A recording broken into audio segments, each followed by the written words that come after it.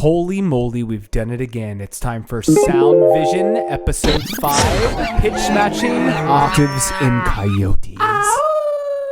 We got a real doozy supreme of a show today, but I want to start off by welcoming our very special guest, the vocal coach and animal sounds enthusiast, Jordan L'Orealis Wright, to our show. She's going to share her effervescent wisdom with us and have you howling like a coyote in no time. So I hope you're ready to emote through your voice. Looking forward to it. This will be fun.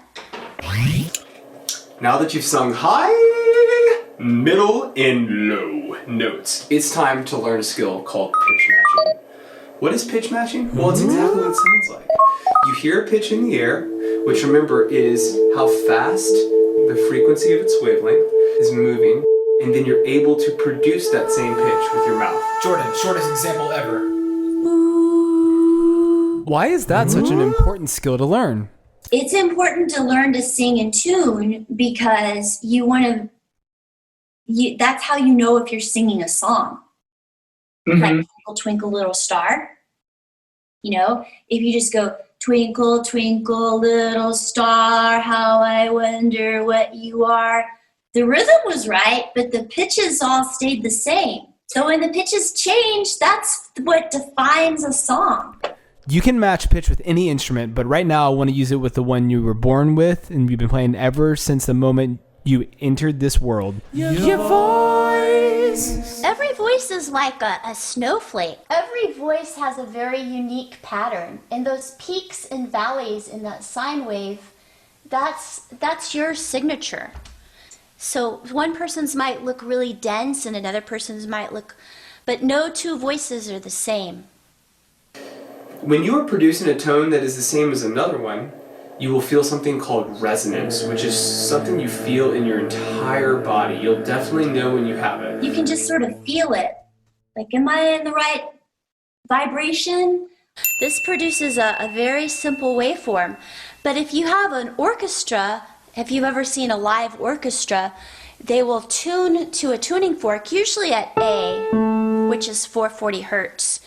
And that when they're all together, something magical happens where you start to hear complex waveforms because you get the brass instruments and the string instruments and the woodwinds all playing at the same time. And when they're all unified, their waveforms start to synchronize and they look like that would be a simple you get like subtle alterations. They start to match up like they're trying to be the same, but those little subtle fluctuations make different notes. They actually start to sound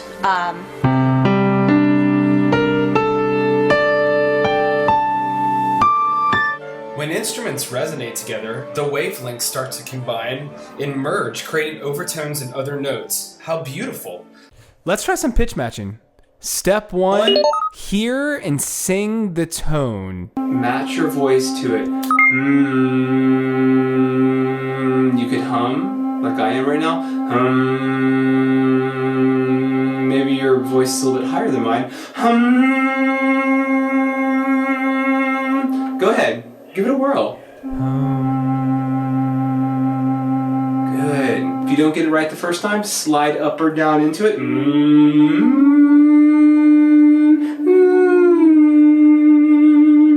All right, your turn. Go. Very good.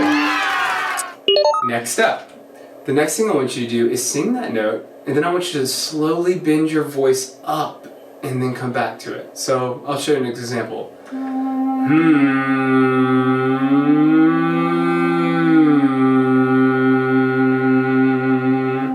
All right, so you give it a try.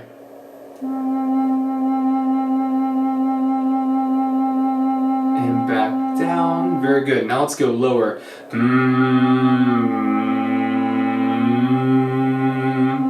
You try.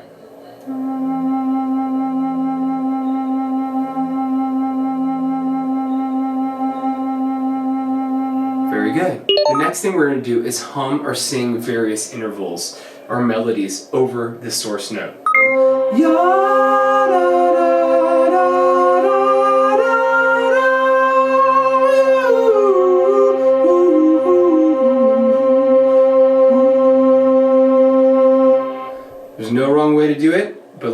to give you a chance to just improvise some melodies.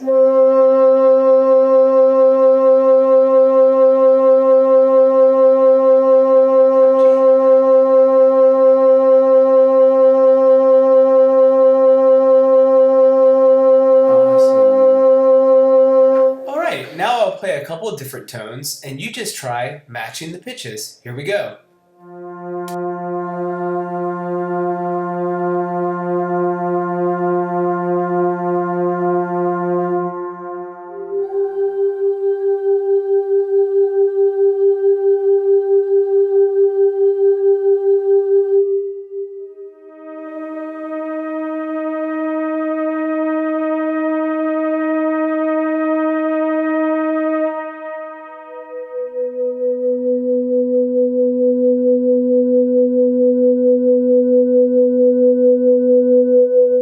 Maybe we could try some octaves like Coyotes.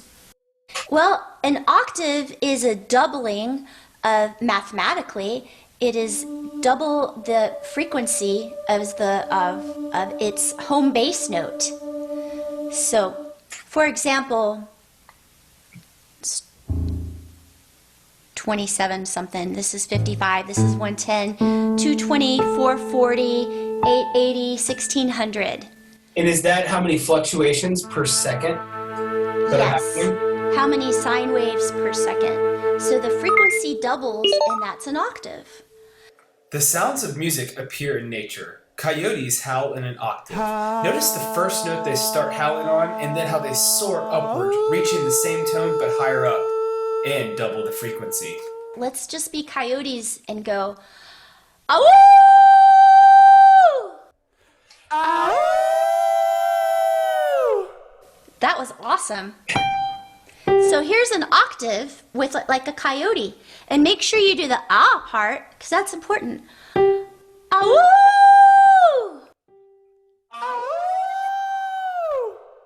Oh, that was awesome. Awoo!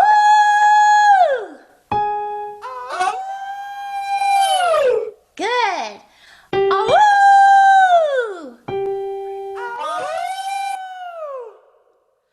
Awoo!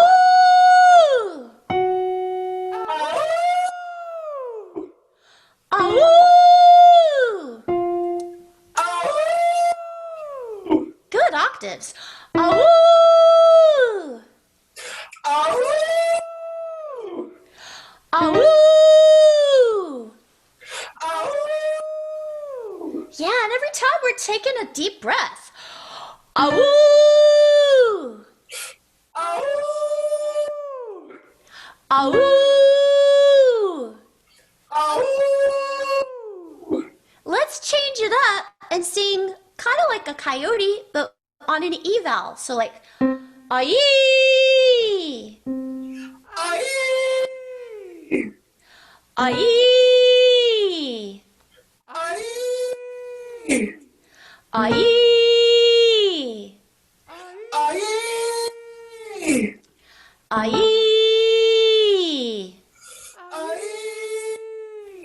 Yeah.